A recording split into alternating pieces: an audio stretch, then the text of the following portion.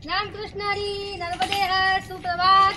तर आज आमचा नर्मदा परिक्रमेचा आहे 30वा दिवस आणि आज आम्ही निघालो आहोत नर्मदा भुवन इथून पुढे निघालो। आता चला सकाळी सकाळी देवाचं नाव घे। चला मंडळी, तर मंडळी सूर्यदेव भगवान आलेले आहेत आणि आम्ही जात आहोत पुढच्या प्रवासाला। तर सूचना अशी आहे की आम्ही ज्या रस्त्याने जात आहोत त्या रस्त्याने खूप मोठ्या मोठ्या कंपन्या आहेत, खूप प्रदूषण आहे, तुम्ही पाहू शकता। तिकडे तिकडे धूरच धूर आहे फक्त। आणि सर्वात महत्त्वाचं, इथून जाताना जर आपला रस्ता माहीत नाही तर एखाद्या माणसाला रस्ता विचारून जा का, कारण आम्ही काल 4 वाजता निघालो आणि 5 किलोमीटर एक आश्रम होता, तिथे येऊन थांबलो। आमच्या अगोदर एक संन्यासी बाबा होते, ते 12 वाजता निघाले। त्यांना रस्ता विचारत आले तरी रस्ता चुकले आणि कंपन्यांना प्रदक्षिणा घालत बसले आणि कंपन्या त्या जवळून जात होते, त्यांना रस्ता दिसत नव्हता। शेवटी तेही 4 वाजता इथं पोहोचले जिथं आम्ही होतो। म्हणून या रस्त्याने जात असताना नक्की विचारत जा, नाही विचारलं तर आपण आपली प्रदक्षिणा कंपन्यांच्या भोवती होणार। नर्मदे हर। तर मंडळी आम्ही जात आहोत आता। वेगणी गाव आहे इथं समोरच, रस्ता पाक असा आहे, सगळे गाईचं म्हशीचं शेण पडेल आहे।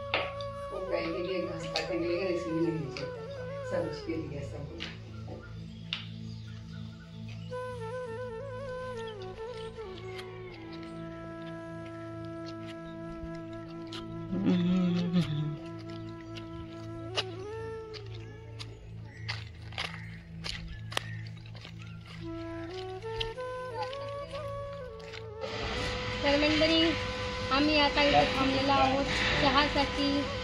कंपनीमध्ये काम करणारी लोक यांच्याकडून चहा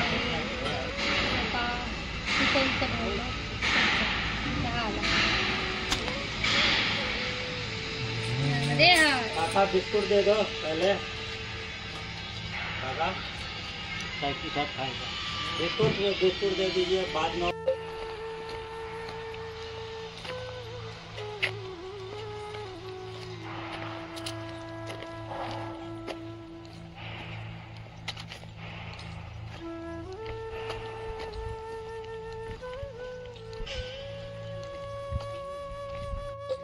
मंडळी नर्मदा मैयाचा किनारा आणि कसा गाड आहे इथं। इथं बोटा पहा किती आहेत, सुंदर असं वातावरण। हे घेऊ नका